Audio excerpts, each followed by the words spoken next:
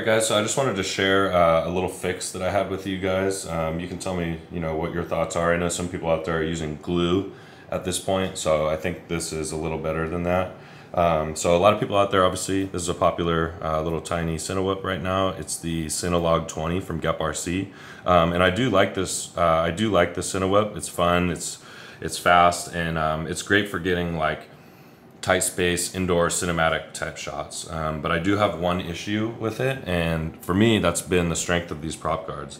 So what I experienced, I was filming indoors at a gym, and I had a naked GoPro 11 on top, so I did have a little bit of extra weight.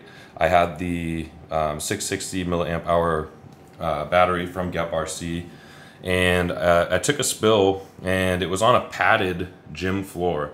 And to my surprise, let's see which one it is here.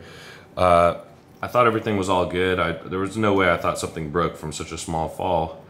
And I don't know if you can see this right here, but come to find out, one of the prop guards broke.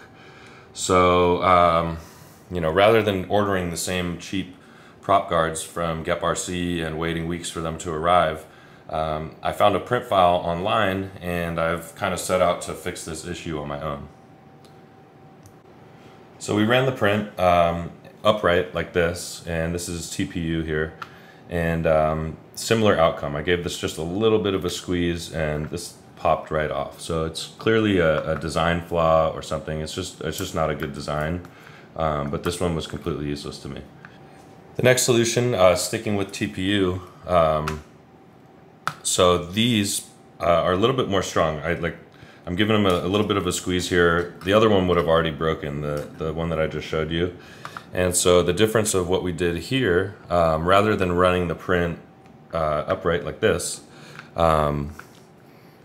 believe it was ran like this. So that gives a little bit of an angle to the layers, and it moves the stress points off of these corners. And so this can probably work. I don't know how much of an impact it can take. I honestly haven't tried it out yet, but it's a viable option. You definitely don't want to print it upright.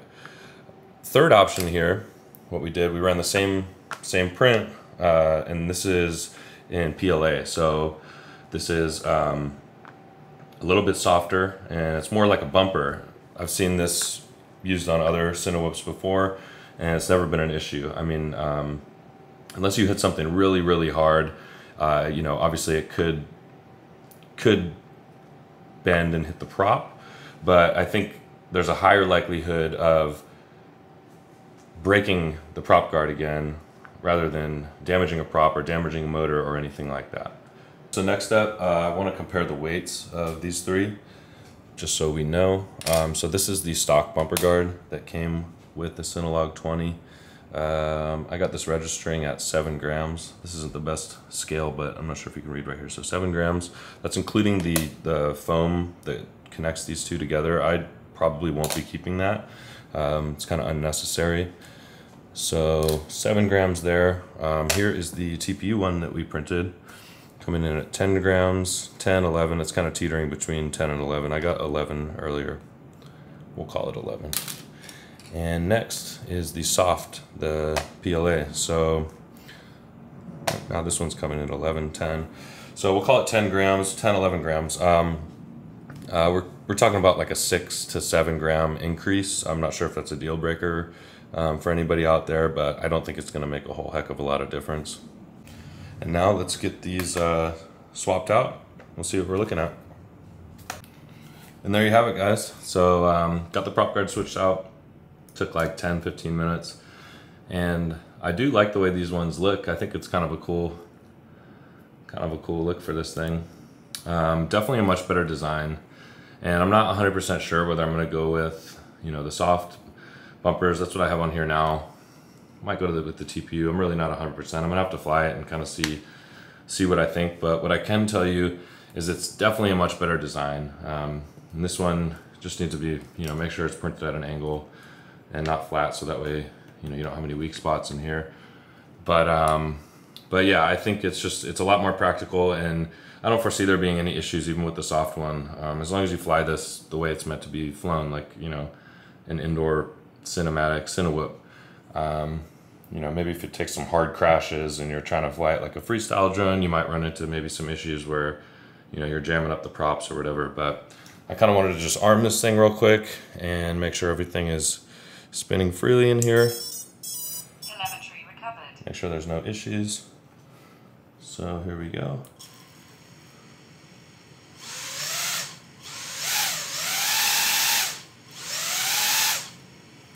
Seems like all is well.